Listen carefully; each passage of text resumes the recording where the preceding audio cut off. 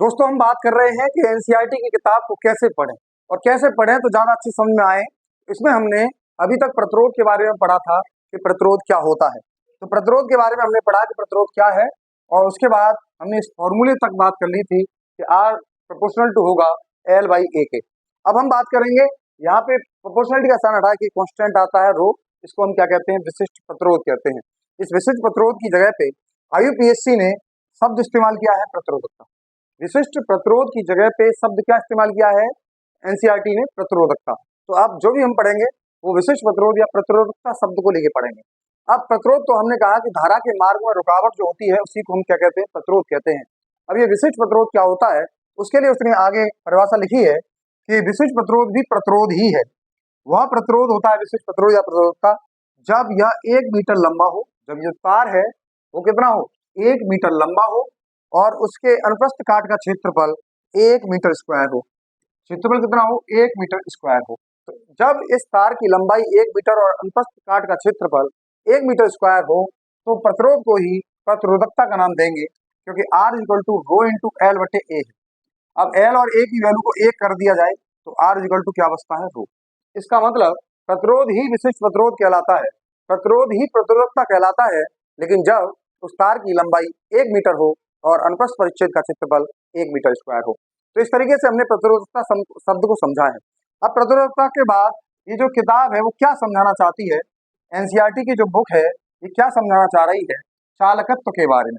किसके बारे में समझाना चाह रही है, ये चालकत्व के बारे में कि चालकत्व क्या होता है। तो चालकत्व को समझें तो सिंपली कह देते हैं कि जो प्रतिरोध है उसका व्युत्क्रम है, उसी को हम क्या कहते हैं, चालकत्व कहते हैं। अब यहाँ पे चालकत्व को किससे दिखाया है, जी से। तो जी इक्वल टू 1/r हो जाएगा। तो जी इक्वल टू 1/r हो जाएगा, क्यों, क्योंकि ये इसका जस्ट अपोजिट है, प्रतिलोम है। अब आर की फॉर्मूले को अगर हम यहाँ पे लगाएंगे तो आर इक्वल टू क्या था, रो इंटू एल बटे ए, रो इंटू एल बटे ए। अब इसको सेट करेंगे इसको फॉर्मूले को, तो ए 1/रो इंटू ए अपॉन एल। अब इस 1/रो को उन्होंने एक नया शब्द इस्तेमाल किया, जैसे प्रतिरोध के उल्टे को विशिष्ट चालकत्व का नाम दिया, चालकत्व का नाम दिया प्रतिरोध के उल्टे को, ऐसे ही विशिष्ट प्रतिरोध के उल्टे को क्या नाम देंगे, विशिष्ट चालकत्व। तो उन्होंने शब्द इस्तेमाल किया है विशिष्ट चालकत्व। और इस विशिष्ट चालकत्व को अनुशंसा दी गई, जैसे प्रतिरोध को, विशिष्ट प्रतिरोध को प्रतिरोधकता कहा, उसी तरह से विशिष्ट चालकत्व को चालकता कहा है। तो विशिष्ट प्रतिरोध या विशिष्ट चालकता को हम जब भी पढ़ेंगे तो हम विशिष्ट चालकत्व को ही क्या करेंगे, चालकता और प्रतिरोधकता। तो प्रतिरोधकता का मतलब विशिष्ट प्रतिरोध और चालकता का मतलब विशिष्ट चालकत्व।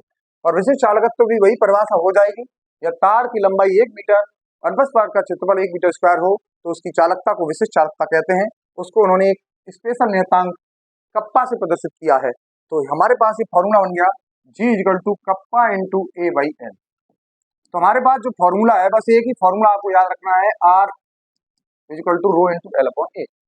इसका उल्टा कर दोगे तो जी बन जाएगा। तो यहाँ पे इसको जी कर दोगे, इसको 1/रो कर दोगे, इसको उल्टा कर दोगे, तो ये जी का फॉर्मूला बन जाएगा। तो एक ही फॉर्मूले से सब होता जाएगा, कोई दिक्कत नहीं है, एक ही फॉर्मूला है, यही इसको समझना है बस। इसके बाद विशिष्ट चालकत्व के बाद जो भी हम बात कर रहे हैं कि विशिष्ट चालकत्व के लिए उन्होंने जो लिख रखा है, कुछ चालकत्ता दे रही है। देखिए जरा, कुछ चालकता है वो कुछ इस प्रकार दे रखी है। क्या कह रहा है अभी कि 3.5 आगे इसमें 3.5 में चालकता के मान में काफी भिन्नता होती है, ये बताया है, देखा है कि चालकता के मान में क्या है, काफी भिन्नता है। यह पदार्थ की प्रकृति पर निर्भर करती है, यह उस ताप व दाब पर भी निर्भर करती है जिस पर इसका मापन किया जाता है। अब हमने कहा कि चालकता जो देख रहे हैं हम, विशिष्ट चालकत्व जो देख रहे हैं, जो चालकता है वो किस किस पर निर्भर करती है, जिस पदार्थ के बारे में बात कर रहे हैं उस पदार्थ की प्रकृति पर निर्भर करती है, ताप और दाब पर निर्भर करती है। इसकी वजह से जो चालकता के कारण पदार्थों को 3 पदार्थों में अलग अलग बांटा गया है। एक पदार्थ जो होते हैं, चालकता के आधार पर पदार्थों को चालकों में, विद्युत रोधी पदार्थ और अर्धचालकों में वर्गीकृत किया गया है। अब हम बात करें कि अगर धातु की बात करें और मिश्र धातुओं की बात करें तो धातु और मिश्र धातुओं की जो चालकता है बहुत अधिक होने के कारण इन्हें चालक कहा जाता है। चालक क्या होते हैं, जिनकी चालकता बहुत अधिक होती है, यानी कि जिनमें करंट आसानी से आ जाता है, उसी को उन्होंने चालक का नाम दिया। और ऐसे कुछ अधातु हैं, कार्बन ब्लैक, और भी हैं ऐसे अधातुओं में, कौन कौन हैं, कार्बन ब्लैक, कार्बन ग्रेफाइट और कुछ कार्बनिक बहुलक भी इलेक्ट्रॉनिक चालक होते हैं। इलेक्ट्रॉनिक चालक का मतलब वही कि जिनमें करंट मुक्त इलेक्ट्रॉनों की वजह से आते हैं। तो कुछ पदार्थ हैं जिनको इलेक्ट्रॉनिक चालक कहते हैं। तो इलेक्ट्रॉनिक चालक का मतलब है कि जिनकी चालकता बहुत अधिक होगी। कौन कौन होते हैं? कुछ धातुएं होती हैं, कुछ मिश्र धातुएं होती हैं और कुछ कार्बन कज्जल, ग्रेफाइट और कुछ कार्बनिक बहुलक भी इसमें होते हैं। अब इसके बाद बात करें कि कुछ पदार्थ ऐसे हैं जैसे कांच, चीनी मिट्टी, सिरेमिक्स, आज इन पदार्थों की चालकता बहुत कम होती है। ऐसा नहीं कहेंगे कि इनकी चालकता नहीं होती है, ऐसा नहीं कहेंगे कि इनमें करंट नहीं आता है, ये कहेंगे कि इनकी चालकता बहुत कम होती है। ऐसे पदार्थों को विद्युत रोधी पदार्थ या अचालक के नाम से जाना जाता है। जिन पदार्थों की चालकता बहुत कम होती है उन्हें हम क्या कहते हैं? विद्युत रोधी या अचालक कहते हैं। कुछ पदार्थ जैसे सिलिकॉन, दोपित सिलिकॉन, गैलियम आर्सेनाइड, इनकी चालकता न तो बहुत ज्यादा होती है न बहुत कम होती है, तो इन दोनों के मध्य होती है, चालक एवं विद्युत रोधी पदार्थों के मध्य होती है। तो ऐसे पदार्थों को अर्धचालक कहते हैं। क्या कहते हैं इन्हें? अर्धचालक। एवं उसने लिखा है कि ये महत्वपूर्ण इलेक्ट्रॉनिक पदार्थ हैं। कुछ पदार्थ जिन्हें परवाचिक रूप से अतिचालक कहते हैं, जिनकी प्रतिरोधकता शून्य प्रतिरोधकता होती है, वो अनंत चालकता वाले होते हैं। कुछ ऐसे भी पदार्थ होते हैं जिनकी चालकता बहुत बहुत बहुत ज्यादा होती है, तो ऐसे पदार्थों को हम क्या कहते हैं? अतिचालक कहते हैं। और अतिचालक के बारे में कहा है कि जिसकी प्रतिरोधकता शून्य हो और चालकता क्या हो? अनंत हो, तो ऐसे पदार्थों को हम क्या कहते हैं? अतिचालक कहते हैं। पहले ये समझा जाता था कि केवल धातुएं और मिश्र धातुएं ही बहुत कम ताप पर अतिचालक होती हैं, परंतु आज बहुत सारे ऐसे पदार्थ हैं जैसे सिरेमिक पदार्थ, मिश्र ऑक्साइड भी ज्ञात हैं, जो कि 150 केल्विन ताप से ज्यादा ताप पर भी अतिचालक के रूप में व्यवहार किए जाते हैं। यानी कि अभी जो भी हमने पढ़ा उसमें हमने प्रतिरोधकता के बारे में पढ़ा कि प्रतिरोधकता क्या होती है। जब तार की लंबाई 1 मीटर हो, अनुप्रस्थ परिच्छेद का क्षेत्रफल 1 मीटर स्क्वायर हो, तो उसके प्रतिरोध को ही प्रतिरोधकता कहते हैं। प्रतिरोध का उल्टा चालकत्व होता है और विशिष्ट प्रतिरोध का उल्टा जो प्रतिरोधकता है उसका उल्टा विशिष्ट चालकत्व होता है, जिसको चालकता का नाम दिया। और चालकता के आधार पर पदार्थों को कई प्रकार से वर्गीकृत किया गया है। जो पूरा हमने जो अभी तक पढ़ा है उसमें हमने कहा कि अगर चालकता बहुत ज्यादा है तो चालक कहेंगे, चालकता थोड़ी सी बहुत कम है तो उसे विद्युत रोधी कहेंगे, और इन दोनों के बीच में है तो इसे अर्धचालक कहते हैं। और बहुत ज्यादा हो जाए चालकता बहुत ज्यादा हो जाए तो इन्हें हम क्या कहते हैं? अतिचालक। पहले ये समझा जाता था कि चालक केवल जो चालक हैं वो केवल धातु या मिश्र धातु हो सकते हैं, लेकिन आज हमें ऐसे पदार्थ भी ज्ञात हैं जो कम ताप से ज्यादा ताप पर भी, 150 केल्विन से ज्यादा ताप पर भी वो अतिचालक के रूप में व्यवहार करते हैं। अब अतिचालकता प्रदर्शित करते हैं। धातुओं में विद्युत चालकत्व को धात्विक चालक या इलेक्ट्रॉनिक चालकत्व के नाम से भी जाना जाता है। धातुओं में जो चालकता होती है उसे इलेक्ट्रॉनिक चालकत्व के नाम से कहते हैं, इलेक्ट्रॉनिक चालकत्व।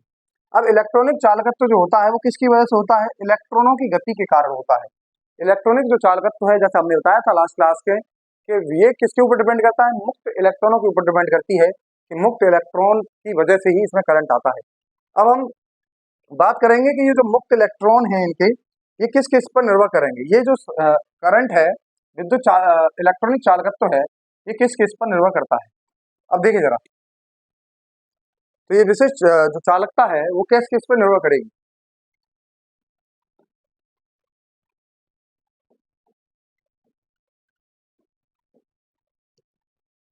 तो चालकता किस किस पर निर्भर करती है, जरा देखिए।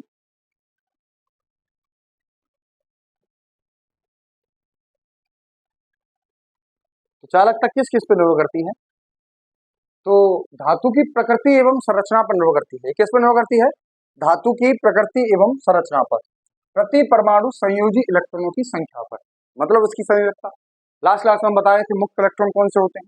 जैसे सोडियम एटम के बारे में हमने बात करी थी कि 2,8,1 और ये 1 इलेक्ट्रॉन त्याग देता है। तो जो इलेक्ट्रॉन होते हैं वो 1 इलेक्ट्रॉन त्यागने के बाद जो धातु के अंदर रह जाता है, इसी इलेक्ट्रॉन को क्या कहते हैं? मुक्त इलेक्ट्रॉन। अब ये मुक्त इलेक्ट्रॉन ज्यादा कब होंगे? जब इसकी संयोजकता ज्यादा होती। अगर ये Mg होता तो 2,8,2 होता, और यहाँ पे कितने इलेक्ट्रॉन त्यागता? 2 इलेक्ट्रॉन त्यागता। इसकी वजह से इसकी चालकता क्या हो जाती? ज्यादा। तो धातु की प्रकृति पर डिपेंड करती है ये जो चालकत्व है, और दूसरा किस पर डिपेंड करता है? प्रति परमाणु संयोजी इलेक्ट्रॉन की संख्या पर, यानी संयोजकता पर, धातु की संयोजकता पर निर्भर करती है। और तीसरा ये ताप पर निर्भर करती है। ताप पर कैसे निर्भर करती है? कि ताप बढ़ाने पर ये चालकता कम हो जाती है। जो इलेक्ट्रॉनिक चालकत्व की बात कर रहे हैं, ध्यान दें, अभी जो हम बात कर रहे हैं वो इलेक्ट्रॉनिक चालकत्व की बात कर रहे हैं। हम जो बात कर रहे हैं प्रतिरोध की बात कर रहे हैं नॉर्मली, तो हम क्या कह रहे हैं, इलेक्ट्रॉनिक चालकत्व की बात कर रहे हैं। तो ताप बढ़ाने पर इलेक्ट्रॉनिक चालकत्व कम हो जाता है। क्यों कम हो जाता है? तो उसके लिए समझ सकते हैं कि जब ऐसे ही हम ताप बढ़ाएंगे तो इसमें जो आयन बचेंगे, धन आयन, और जैसे भी हमने कहा था कि Na+ रह जाएगा और Cl नेगेटिव इलेक्ट्रॉन निकल जाएगा यहाँ से।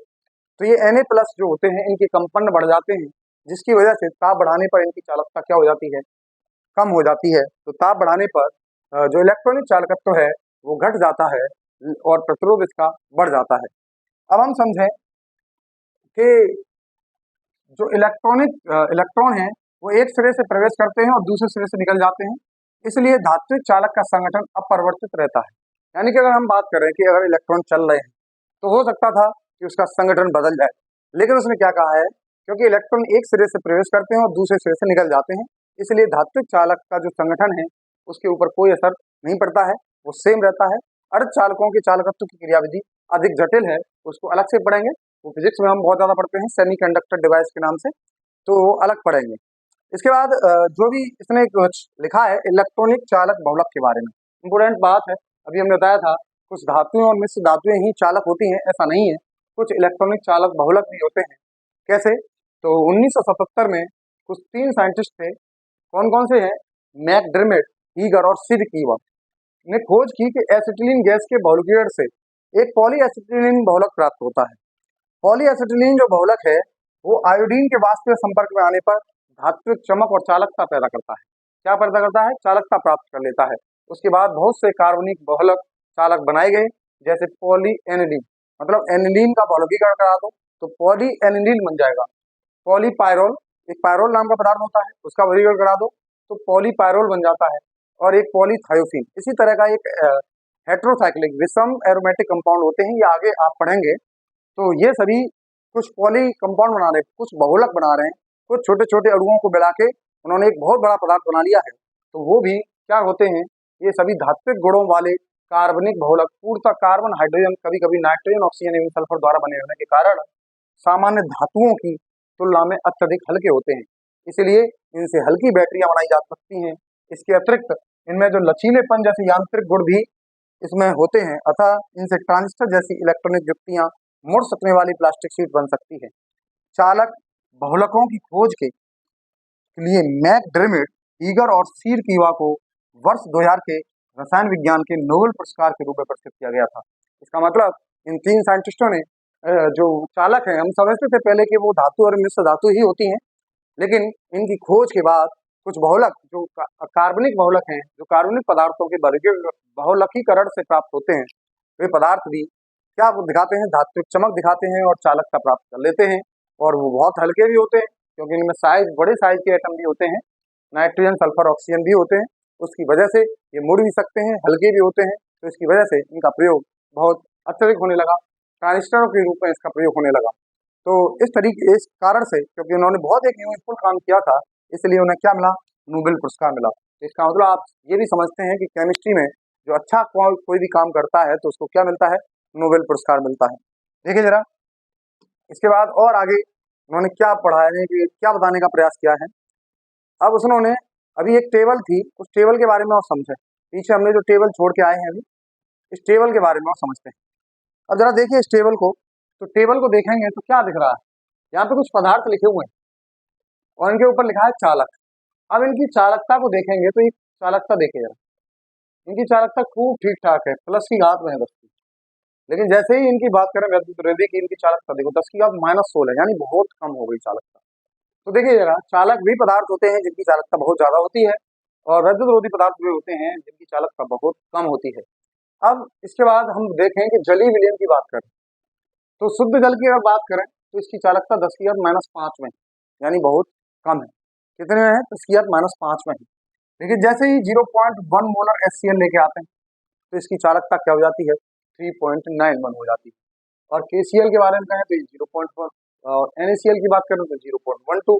अब इन सब की जो चालकता देख रहे हैं हम, तो इन सब की चालकता खूब ठीक ठाक है, और इन सब की चालकता न तो बहुत ज्यादा है और न बहुत कम है, तो इनको इन्होंने क्या नाम दिया, अर्धचालक। अब इनका ये भी समझते हैं कि शुद्ध जल की चालकता कम क्यों होती है, और HCl डालने की वजह से उसकी चालकता कैसे बढ़ जाती है, तो उसके लिए उन्होंने आगे समझाने का प्रयास किया उसको। देखिए जरा क्या समझाने का प्रयास कर रहे हैं वो। अभी हमने ये पढ़ लिया, इसके बाद हम इसको पढ़ रहे हैं। अब इसको देखें तो उन्होंने क्या कहा। उन्होंने कहा है कि हम पहले से ही जानते हैं कि अत्यधिक शुद्ध जल में भी बहुत थोड़ी मात्रा में हाइड्रोजन एवं हाइड्रोक्सिल आयन होते हैं। यानी कि अगर शुद्ध जल की बात करें तो थोड़ी मात्रा में उसमें H+ भी होते हैं और OH नेगेटिव भी होते हैं। H+ भी होता है पानी में और OH नेगेटिव भी होता है। कितने होते हैं? लगभग 10 की घात -7 मोलर का, बहुत कम है। -7 की घात है तो बहुत कम हो गई, जो कि इस बहुत अल्प चालकता प्रदान करते हैं, जो कि पानी को बहुत अल्प चालकता प्रदान करते हैं। देखिए अगर हम कहने लग जाएं कि पानी में करंट नहीं आता है तो ये बिल्कुल सही नहीं है। पानी में करंट आता है लेकिन बहुत कम आता है, इसीलिए हम कहते हैं कि ये कोई अच्छा चालक नहीं है। लेकिन उसने कहा है कि वैद्युत अपघट्य जल में घोले जाने पर अपने आयन विलयन को प्रदान कर देते हैं, जिससे विलयन की चालकता बढ़ जाती है। विलयन में उपस्थित आयनों के कारण विद्युत के चालकत्व को वैद्युत अपघटनी या आयनिक चालकत्व कहते हैं। क्या कहा कि अगर जल की बात करें तो शुद्ध जल के अंदर करंट नहीं आ पाता इतना अच्छा, क्योंकि उसमें आयनों की संख्या बहुत कम होती है, 10 की घात -7 होती है। अब क्या करते हैं कि अगर उसमें हम कोई वैद्युत अपघट्य पदार्थ घोल दें, वैद्युत अपघट्य पदार्थ का मतलब जो आयनों में टूट जाते हैं, जल में डालने पर जो पदार्थ आयनों में टूट जाते हैं उन्हें हम क्या कहते हैं? वैद्युत अपघट्य। और जैसे ही हम वैद्युत अपघट्य डालते हैं तो क्या होता है कि इनकी चालकता जो है, इनकी जो चालकता है वो बढ़ जाती है, और विलयन में जो आयनों की वजह से जो चालकता बढ़ी है उसी चालकता को वैद्युत अपघटनी चालकता या आयनिक चालकत्व के नाम से जाना जाता है। अब ये जो वैद्युत अपघटनी चालकत्व है ये किन किन चीजों पर निर्भर करता है? तो मिलाए गए वैद्युत अपघट्य की प्रकृति पर। तो सबसे पहले किस पर निर्भर करता है कि हमने जो वैद्युत अपघट्य मिलाया है वो क्या मिलाया है। अगर हम HCl मिलाते हैं तो इसकी चालकता बहुत ज्यादा थी, अभी हमने जो टेबल देखी है, और अगर हम KCl डाल रहे हैं तो इसकी चालकता इससे कम हो जाती है। ये आप आगे आगे जब पढ़ेंगे 12th के बाद, तब हम पढ़ेंगे ग्रोथस ड्रॉपर का नियम। ग्रोथस ड्रॉपर का नियम ये बताता है कि HCl की चालकता बहुत हाई क्यों हो जाती है, और इसकी बहुत हाई होने के पीछे अलग अलग कारण है। तो HCl KCl इनकी चालकता ठीक ठाक थी, और उसके बाद जो HAC लिखा था, मतलब कि एसिटिक एसिड लिखा था, तो उसकी चालकता कम हो जाती है। तो इसके पीछे इस वैद्युत अपघट्य की प्रकृति का प्रभाव है। ये जो वैद्युत अपघट्य हैं ये प्रबल वैद्युत अपघट्य कहलाते हैं, और ये जो वैद्युत अपघट्य हैं वो दुर्बल वैद्युत अपघट्य कहलाते हैं। अब कौन से वैद्युत अपघट्य प्रबल होते हैं, कौन से वैद्युत अपघट्य दुर्बल होते हैं? तो प्रबल वैद्युत अपघट्य वो होते हैं जिन्हें जल में डालो तो पूर्ण रूप से आयनों में टूट जाएं, तो इन्हें हम क्या कहते हैं? प्रबल वैद्युत अपघट्य। और ये HAC एसिटिक एसिड जो है ये क्या है? दुर्बल वैद्युत अपघट्य है, क्योंकि जल में डालने पर ये पूर्ण रूप से आयनों में नहीं टूटता है। दूसरा इन्होंने कहा है कि उत्पन्न आयनों का आमाप एवं उसकी विलायक योजन पर निर्भर करता है। यानी कि अब जो हम वैद्युत अपघट्य डाल रहे हैं उसमें से जो आयन बनेंगे वो आयन छोटे हैं, बड़े हैं, और जल के साथ किस तरीके से जुड़ रहे हैं इस बात पे भी निर्भर करता है। और अगला उसने कहा है विलायक की प्रकृति एवं इसकी श्यानता पर भी निर्भर करता है। और विलायक कैसा है?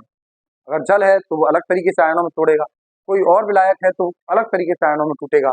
यानी कि विलायक के ऊपर भी डिपेंड करता है कि विलायक क्या है और वैद्युत अपघट्य क्या है। तो वैद्युत अपघट्य की सांद्रता पर भी निर्भर करता है कि हमने कम वैद्युत अपघट्य मिलाया है, ज्यादा मिलाया है।